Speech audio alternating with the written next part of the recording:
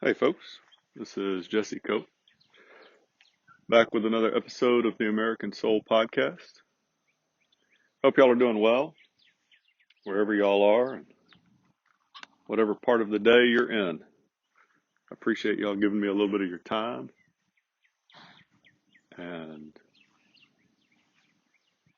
thank y'all again, as always, for continuing to share the podcast and tell others about it. I'm grateful and humbled by that. So we're going to go for one of our little walks. Going to kind of head out into the pasture today. A couple of roosters in the background, guineas, turkeys. Dogs are up on the porch. I think they've decided that it's just too much today. So, oh no, I lied. Here they come. So we'll go see what we can see. All right. So today we're going to go back. I'm going to take a couple excerpts from the Founders Bible, which was edited primarily, I think, by Barton.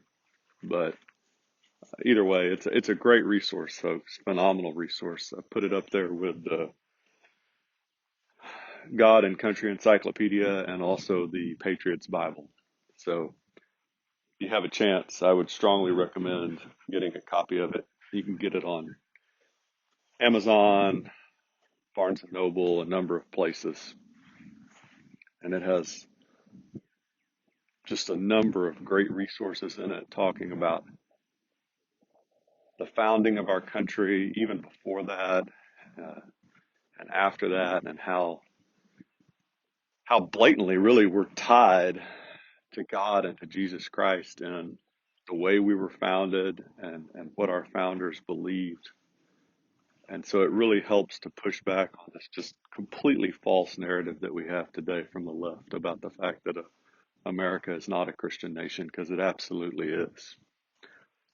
And we talk about that often on this podcast. So hopefully y'all are getting a glimpse of that at least. So what I wanted to focus on today, though, is a little bit kind of the early story of the Pilgrims. And the reason we have everything in America, really, that any person throughout history has ever wanted. We have, or at least we have the foundation for it. Freedom to worship God. We have more as far as resources than any other group of people has ever had in the history of the world. We can run down to the supermarket and get whatever we want. Our poorest of poor people in America are richer than most of the rest of the population of the world. We've been safe and secure for decades, really, now. I mean, we have wars, but minus the Civil War and very little other, we haven't really been touched by it here internally. And so we have all this space, we have natural resources, we have all these things that God has blessed us with. And we're taking them for granted, completely for granted. And so I wanted to go back because I'm pretty ignorant on this part of history, and I wanted to share a little bit, a couple excerpts out of this Founders Bible that talk about what caused these pilgrims, even before they were called pilgrims, to search for a new home. And then I want to compare it. Well, we'll talk a little bit about that in a minute. So William Bradford, if you know anything about him, he was one of the leaders on the Mayflower and within the Pilgrim Church, as they were called, that was founded originally in England. At the age of 14, his aunt and uncle gave him a choice because he had started to associate with what were then called the Separatists. They were Christians that wanted out from under the control of the king and the state Church of England, which this is really what the line separation of church and state is talking about in Jefferson's letter, which the left has taken and twisted completely out of context. And that is, our founders did not want the state to control the church. They never had any intention of taking Christian faith, in particular Christian faith, not Islam, not Buddhism, Hinduism, atheism. They had no intention of taking Christian faith out of our public policy. They did not want the United States government to start to dictate what individuals, how they could worship. And so at age 14, think about where you were at 14, or where you're at now even. His aunt and uncle said, hey, you can either abandon these separatists or we're going to kick you out with nothing. And William Bradford, I'm sure, was distressed. He said, okay, well, I guess I'll have to leave. And so he was taken into the home of William Brewster, who was one of the founders of this particular group before they were even called Pilgrims. And this is a comment, this is Bradford's comment, kind of about this time. So many, therefore, of these professors as saw the evil of these things in these parts, and whose hearts the Lord had touched with heavenly zeal for his truth, they shook off this yoke of anti-Christian bondage.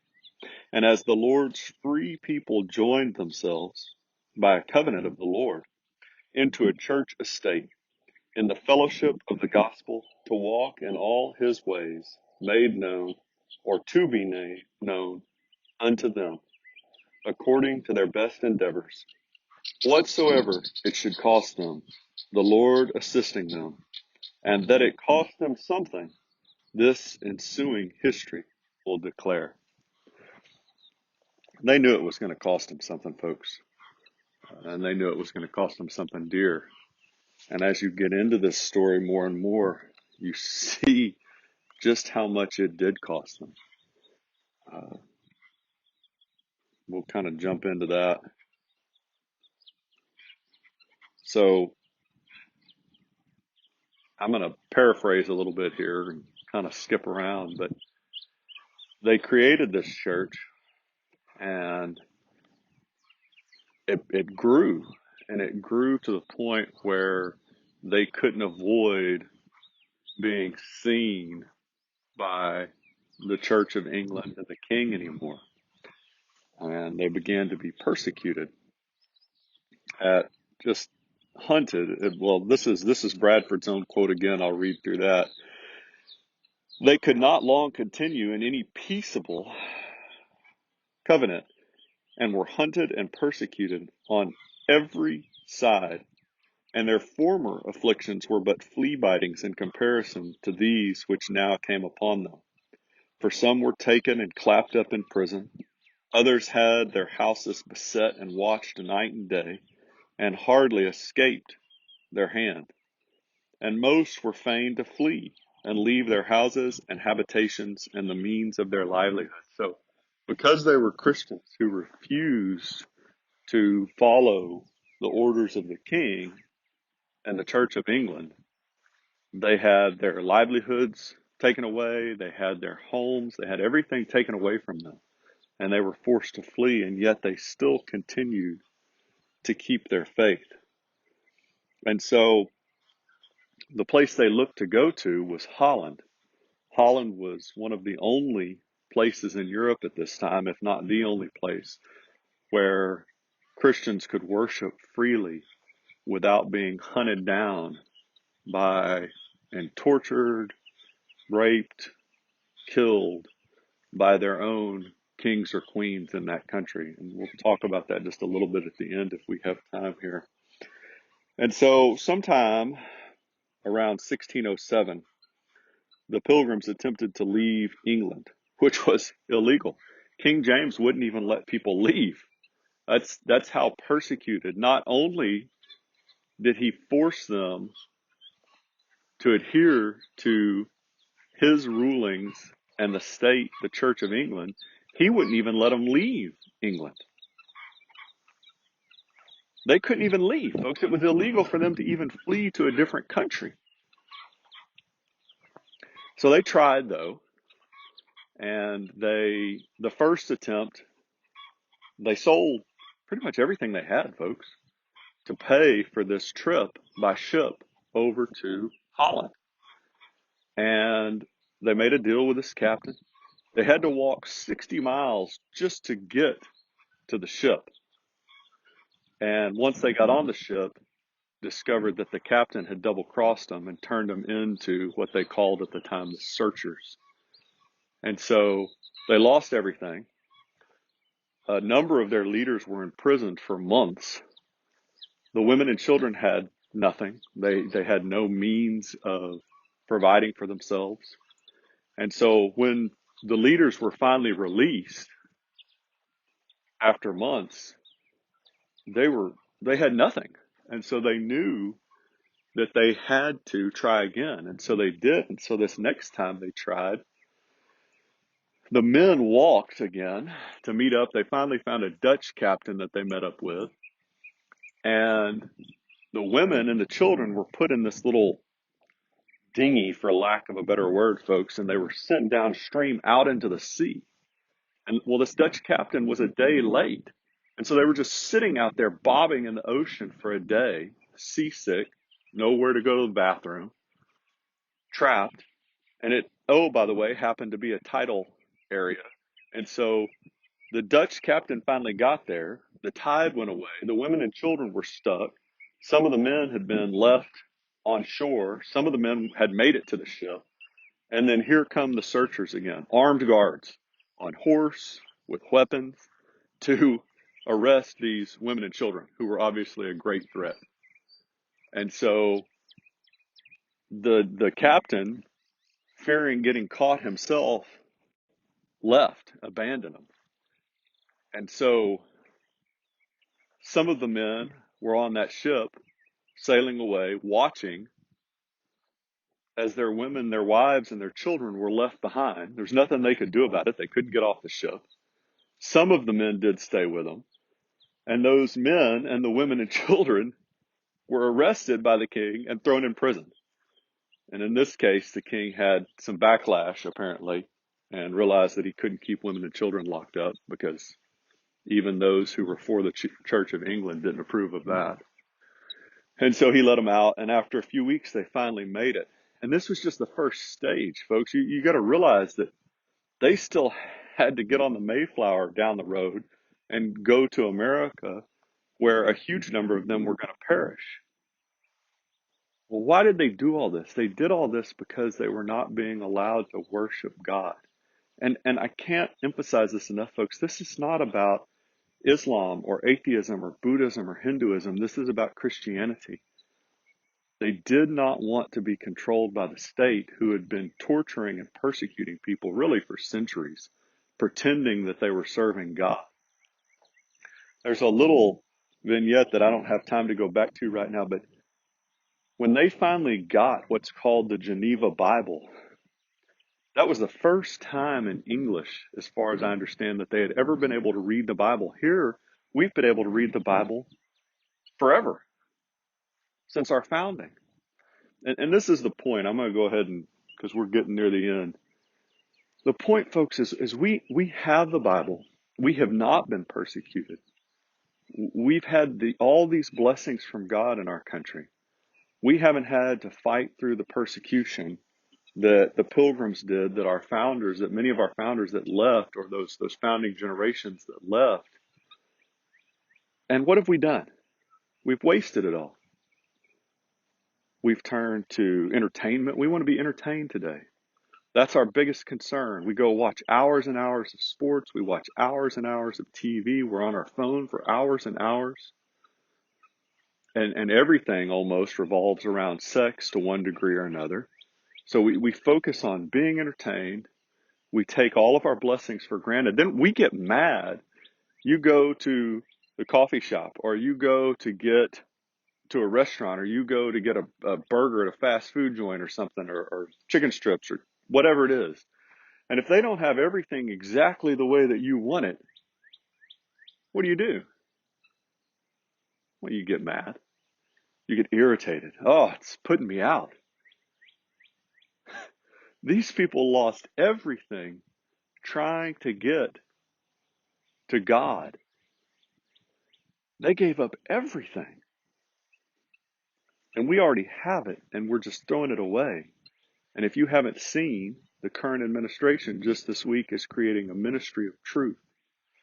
If that doesn't smack to you of 1930s Germany and some of this persecution, because guaranteed 100% without doubt, folks, the first group of people that the ministry of truth is going to say are not telling the truth and they're going to come after are the people that even remotely follow the teachings of Jesus Christ. Because who is Jesus Christ? He is the truth, the way, and the life. That's exactly who they're going to come after. You look over at China, I had intended to, and I'll keep y'all just a smidge longer. You look at China today and the way they persecute Christians, persecute all kinds of religions, actually. They're doing horrible, horrendous things to the Muslims in China right now. But the point is, where do you get liberty and freedom? You only get liberty and freedom where the Spirit of God is, the Spirit of the Lord.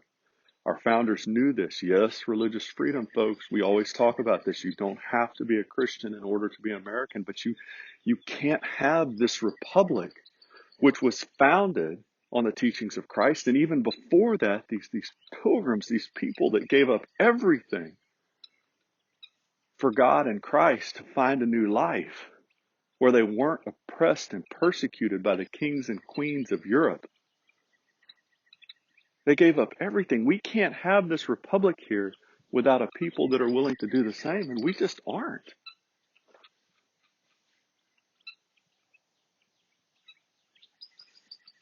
We just aren't. We're going to have to wake up, folks, and we're going to have to wake up pretty fast if we have a shot. And the only way to do that is to turn back to God and really make that a priority each day. Turn to Him first. Seek Him and His kingdom and His righteousness first. Is He your first priority each day? Is your spouse your second priority each day? Your family? Or do you sit there and watch hours of athletic events, read hours of books for entertainment, hours of whatever else it is, social media, Netflix, Hulu, doesn't matter, and give no time to God, your spouse, and your children? Our founders gave up everything for what we have now, which is this freedom, and we are giving it away.